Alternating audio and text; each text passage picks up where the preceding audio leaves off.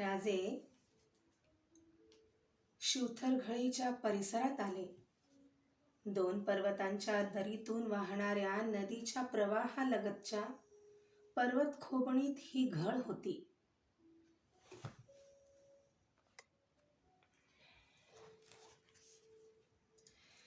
राजांचे दळ जसे शिवथरच्या परिसरात आले तसे राजांच्या सामोरे संन्यासी येऊ लागले.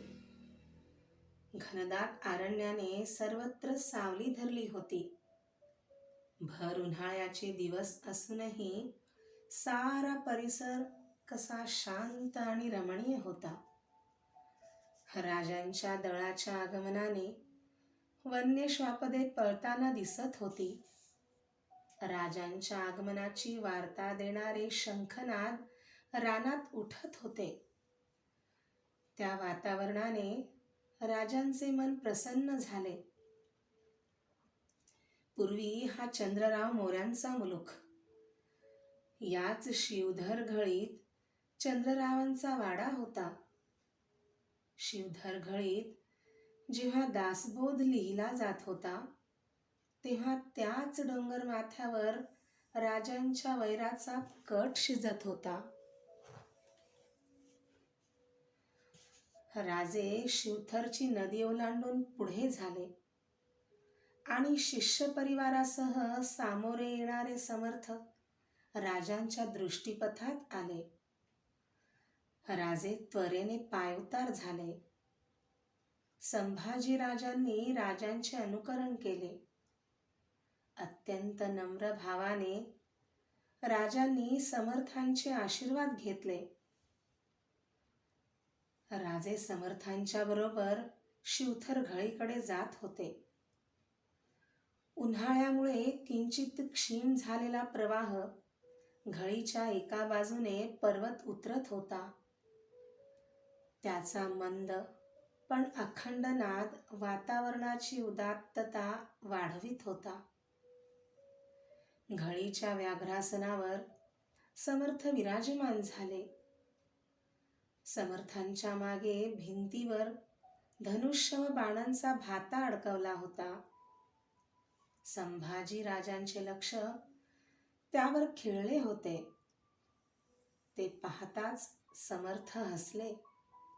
शंभूराजे, आश्चर्य करण्याचं काहीच कारण नाही. वन्य श्वापदांइतकंच मोगल अत्याचाराचं भय आम्हाला बाळगावं लागतं. ही पहा ना, आमची कुबडी, म्हणत समर्थांनी आपल्या उजव्या बगलेत घेतलेली कुबडी हातात घेतली. एका क्षणात कुबडीचा माथा अलग झाला आणि समर्थांच्या हातात 1.5 हाताचे तीक्ष्ण पाते चमकू लागले.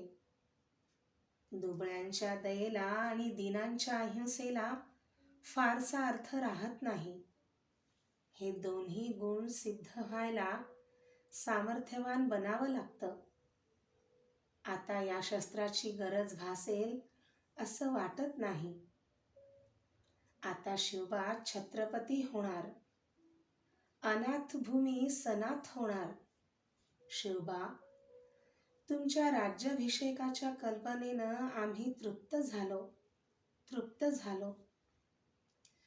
राजांनी सर्व वृत्तांत समर्थांच्या कानी घातला. राज्याभिषेकाच्या सर्व योजना तपशीलवार सांगितल्या. राजे उठून हात जोडून म्हणाले, आपल्या आशीर्वादानं हे सारं घडत आहे. या निमित्तानं आपले पाय गडावर लागावेत अशी आमची सर्वांची इच्छा आहे. आणि म्हणून खास जातीनिशी निमंत्रण द्यायला आलात असंच ना? राजे, आम्ही कुठंही असलो तरी आमचे आशीर्वाद सदैव तुमच्या पाठीशी आहेत. गुरुदेव, आपण येणार नाही? राजांच्या नजरेत भीती तरळली. येण्याचं काहीच प्रयोजन नाही राजे. गागाभट्ट मोठे विद्वान पंडित आहेत. ते शास्त्र जाणतात, तो त्यांचा अधिकार आहे. त्यांच्या नजरेखाली आपला अभिषेक होत असता आमच्यासारख्या अनाधिकाऱ्यांचं माजलेलं स्तोम त्यांना आवडणार नाही. त्यांचा अहंकार दुखावेल आणि म्हणूनच आम्ही त्या प्रसंगी हजर नसणं इष्ट आहे. असं असेल तर आम्हाला त्या राज्याभिषेकाची गरज नाही, राजे बोलून गेले. समर्थ भावनाविवश होऊन उठले. राजांच्या जवळ येऊन त्यांनी राजांच्या खांद्यावर हात ठेवला. राजांच्या दृष्टीला दृष्टी भिडवत ते म्हणाले,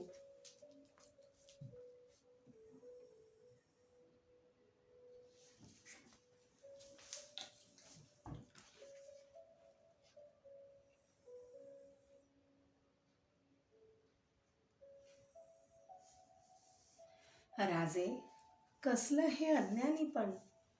राज्याभिषेकाची हौस ना तुम्हाला ना आम्हाला, पण होणं आवश्यक आहे. म्हणूनच ते व्हायला हवं. हवी तर ती आमची आज्ञा समजा. आम्ही गडावर नाही याचा खेद बाळगू नका. जेव्हा तुम्हाला आमची अत्यंत गरज भासेल तेव्हा आम्ही आपणहून न बोलावता तुमच्याकडे येऊ, यात संशय बाळगू नका. श्रद्धायुक्त मनानं प्रभू रामचंद्राला शरण जाऊन राज्याभिषेक करून घ्या. आमची स्वप्न साकार करा. राजांनी समर्थांचे चरण धरले. समर्थांनी राजांना मिठीत घेतले. दोघांच्याही नेत्रातून अश्रू झरत होते. काही न बोलता दोघांचे मनोगत एकमेकांना कळत होते. समर्थांची भेट घेऊन राजे रायगडी येत होते.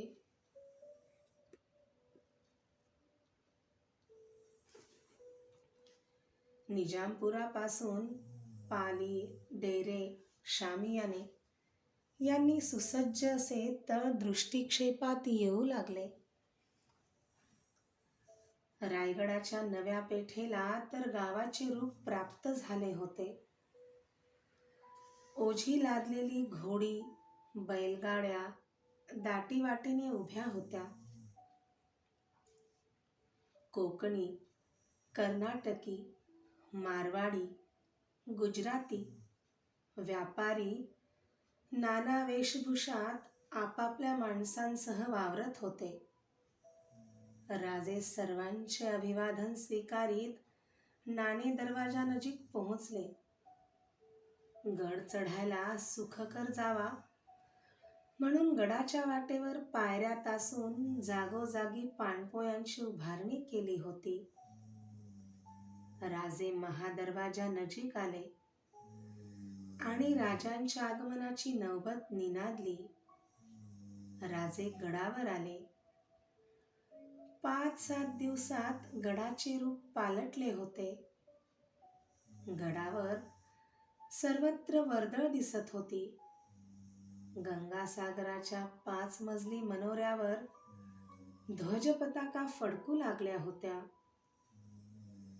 हत्ती टाक्याला वळसा देऊन राजे होळी चौकात आले.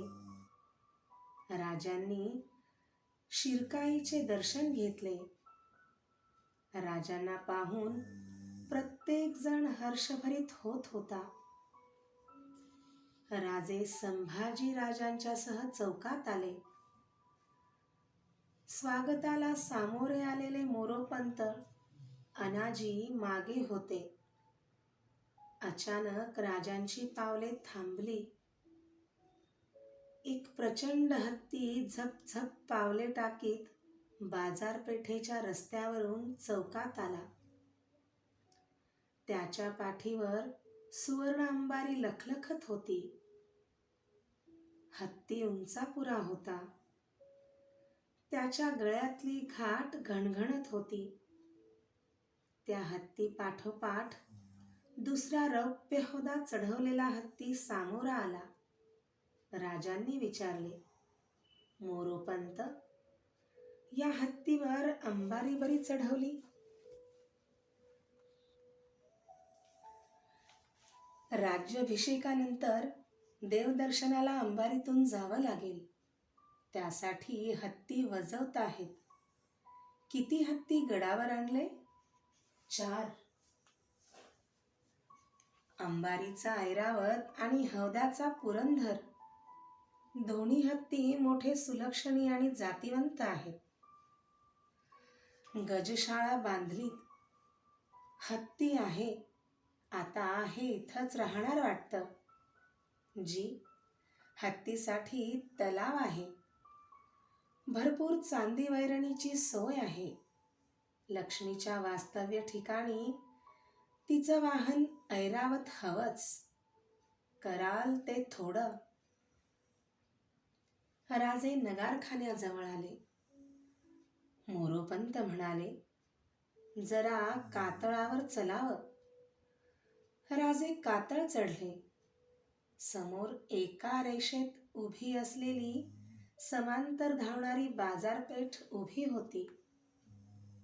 फिरत्या स्वारालाही पाय उतार न होता खरेदी करता यावी अशी उंच समान ज्योत्यांची ती बाजारपेठ नजरेत भरत होती. काळ्या फत्तरांनी जडवलेल्या नक्षीदार कमानी तिचे ऐश्वर्य व्यक्त करीत होत्या. बाजारपेठेतून भवानी टोकापर्यंत कुठेही मोकळी जागा दिसत नव्हती. घरटी, माड्या, मनोरे यांच्याखेरीज सापडलेले प्रत्येक मोकळे आवरण उपयोगात आणले जात होते. त्या जागातून उभारलेले शामियान्यांचे, डेऱ्यांचे कळस उन्हात चमकत होते. मोरोपंत, तुम्ही तर अलकानगरी उभारलीत. जरा मोकळीक दिली की तुमची कल्पनाशक्ती गरुडाची झेप घेते. लोक म्हणतात, आम्ही स्वप्नवेडे होतो. कोणाला स्वप्नवेड नव्हतं?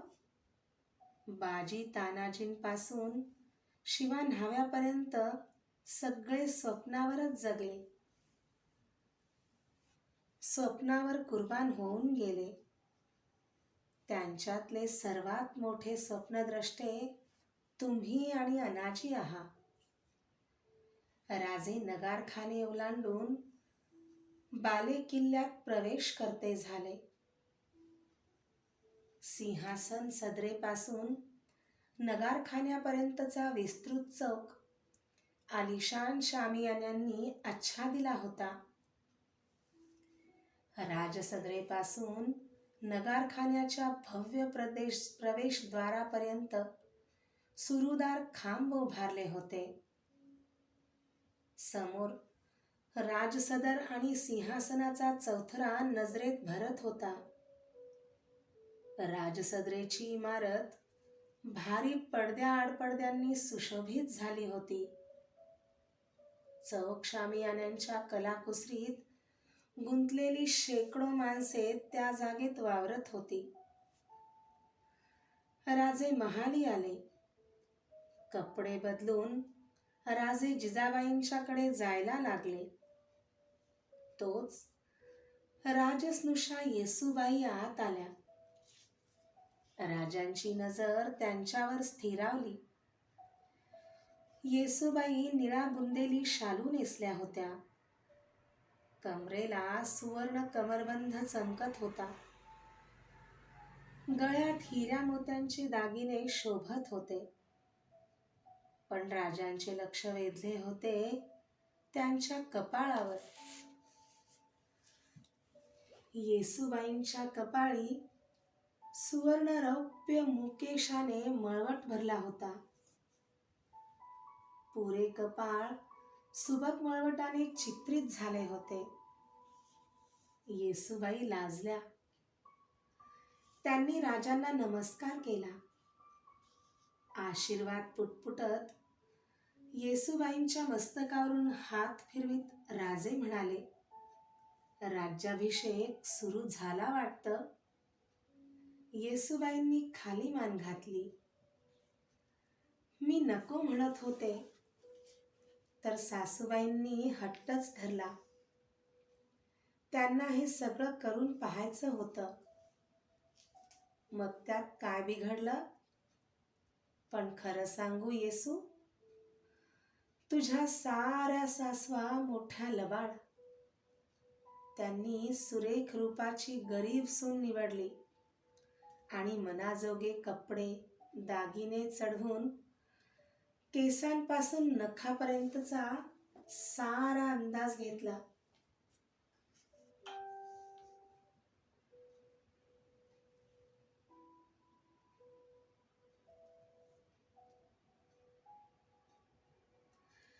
त्यांच्या डावाला नेमकी तू फसलीस तर मोठी गरीबच की नाही?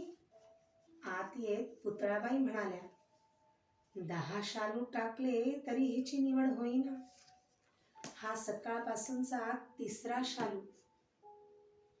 येसूबाईला जवळ घेत राजे म्हणाले, राणीसाहेब, ही येसू नाही, घरची लक्ष्मी आहे.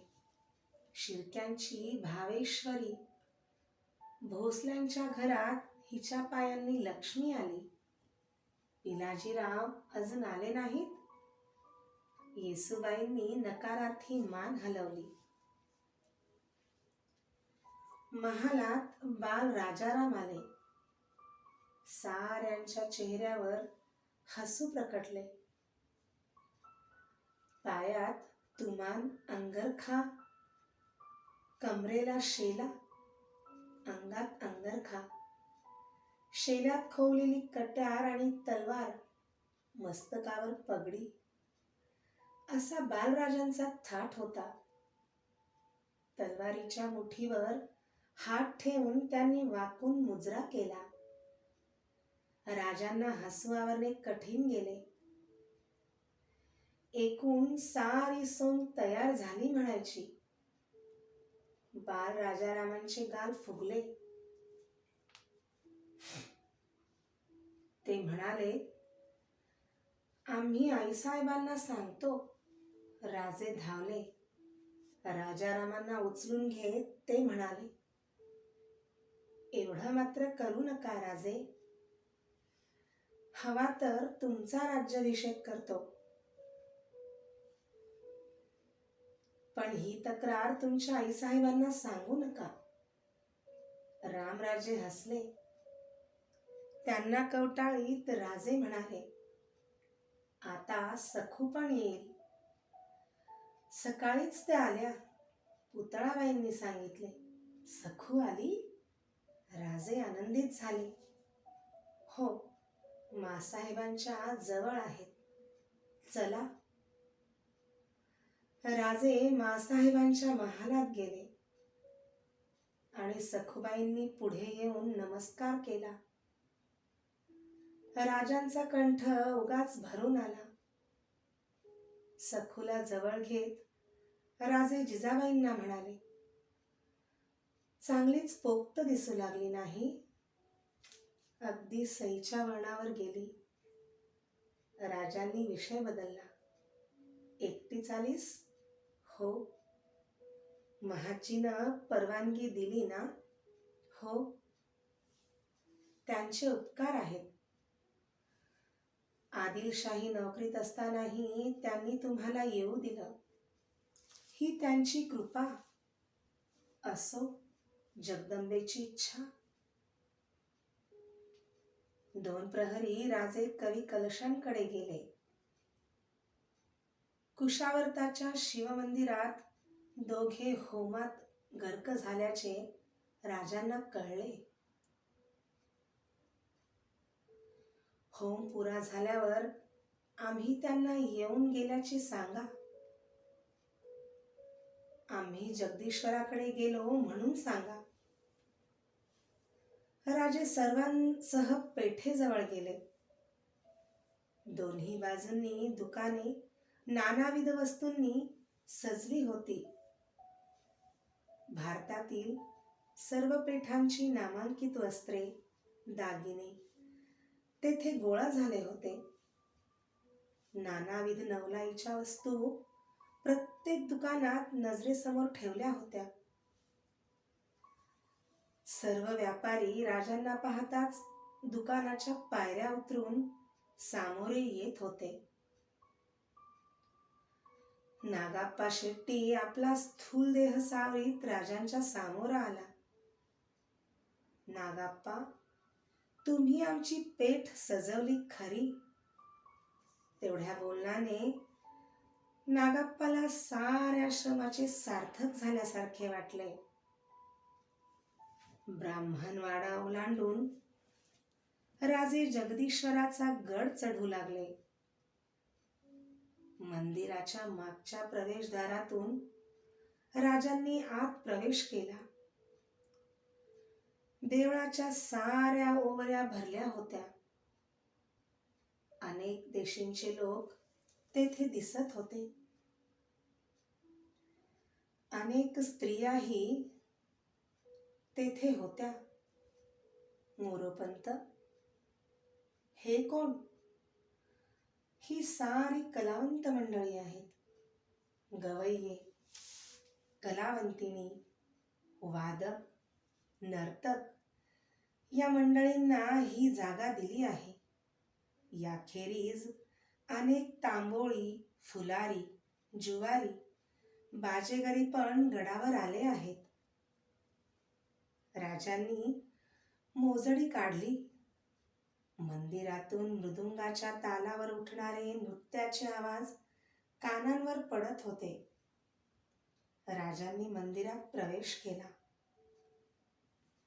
एक कलावंतीण देवापुढे नृत्य करीत होती. राजे जाताच नृत्य थांबले. राजे म्हणाले, आमच्यामुळं तुमच्या सेवेत खंड पाडू नका. राजांनी दर्शन घेतले आणि ते बाहेर गेले. मोरोपंतांना ते म्हणाले, काही खरेच गुणी कलावंत असतील तर पारखून त्यांना आपल्या पदरी ठेवून घ्या. देवाच्या सेवेसाठी त्यांची नेमणूक करा. उत्तरेत आम्ही गेलो असता मथुरेच्या द्वारकाधीशाच्या मंदिरात असेच कलावंत आम्ही पाहिले. त्यामुळं कलावंतांना आश्रय मिळतो. सर्वसामान्य माणसाला चांगलं ऐकायला, पाहायला मिळतं.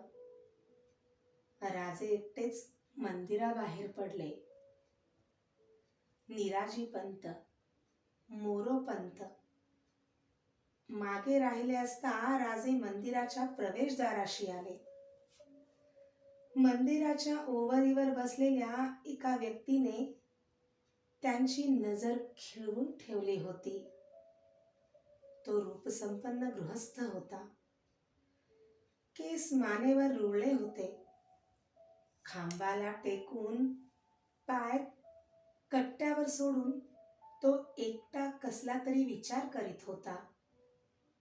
त्याचे लक्ष राजांच्याकडे गेले.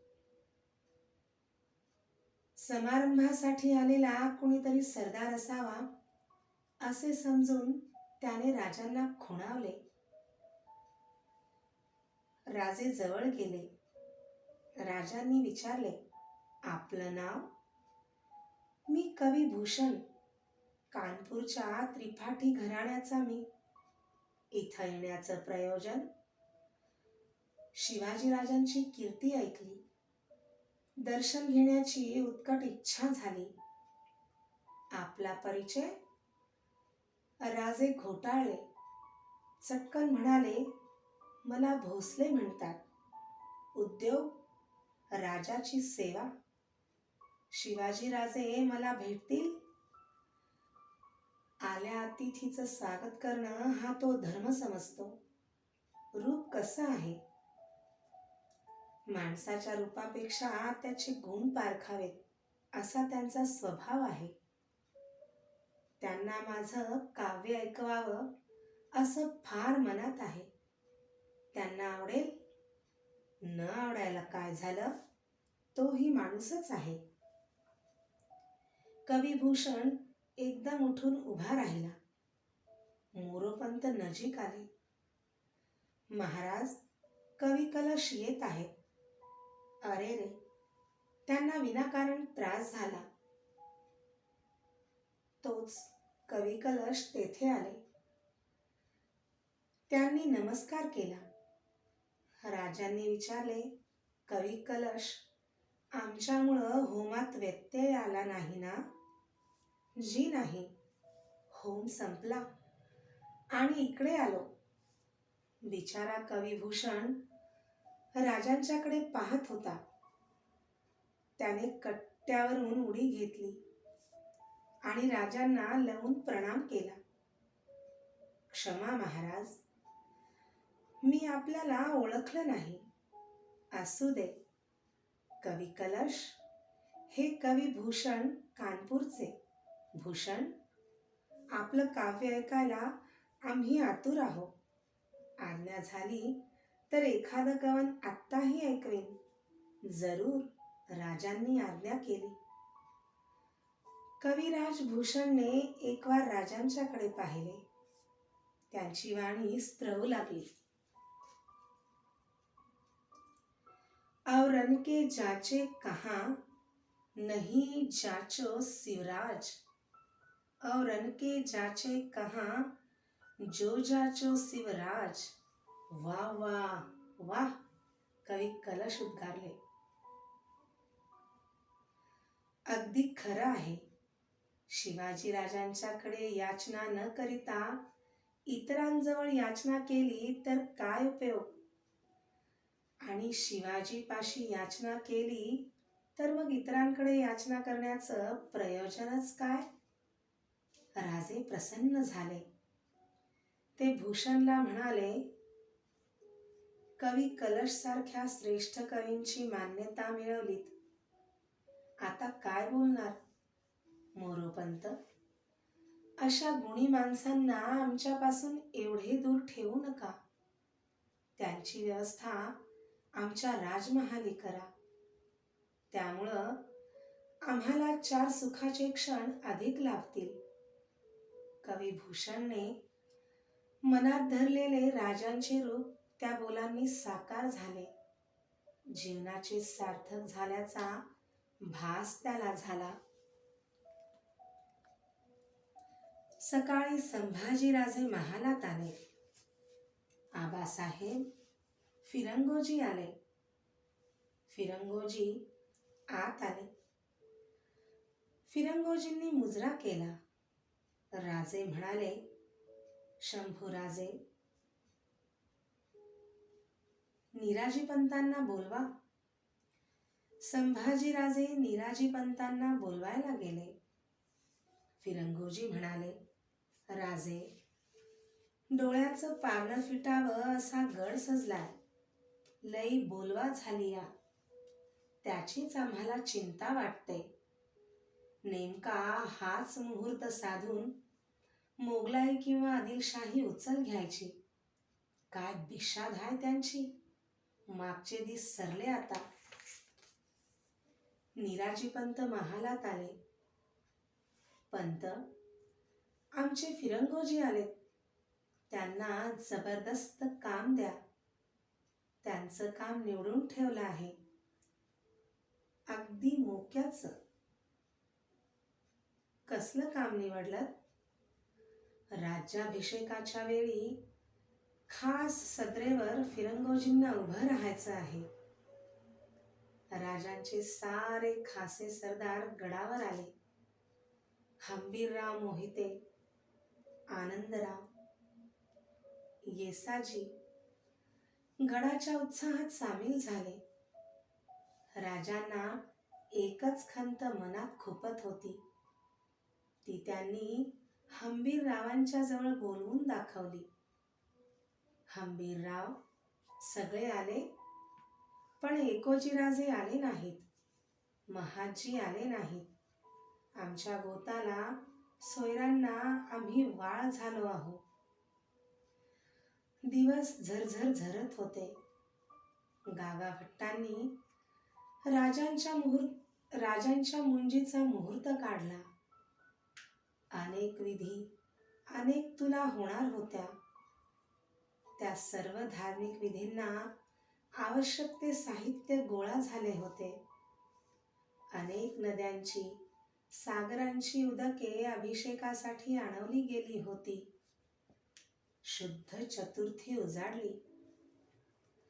आतल्या सदर चौकात शामियाना उभा केला होता. होमाची सिद्धता झाली. सुवर्ण गंगाळातील मुहूर्ताचे घटिका पात्र पाण्यात तरंगत होते. तो सोहळा पाहण्यासाठी सर्व राण्या, युवराज, राजस्नुषा जिजाबाईंच्या सह बसल्या होत्या. चौकात राजांचा मौजीबंधन विधी होत होता. गागाभट्ट व राजपुरोहित बाळंभट्ट पौरोहित्य करीत होते. राजांची मूंज झाली. त्यांनी यज्ञोपवीत धारण केले. वाद्यांच्या गजरात मौजीबंधन विधी झाल्याचे जाहीर झाले. दुसऱ्या दिवशी राजांचा विवाह सोयराबाईंच्या सह झाला. सोयराबाई शास्त्रार्थाने थोरल्या राणीसाहेब बनल्या. त्यानंतर राजांचा इतर राण्यांसह विवाह झाला.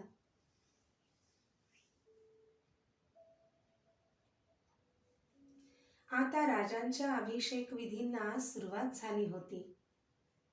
दररोज अनेक होम होत होते. गडावरचे वातावरण उत्साहाने भरले होते. सनई चौघडा झडप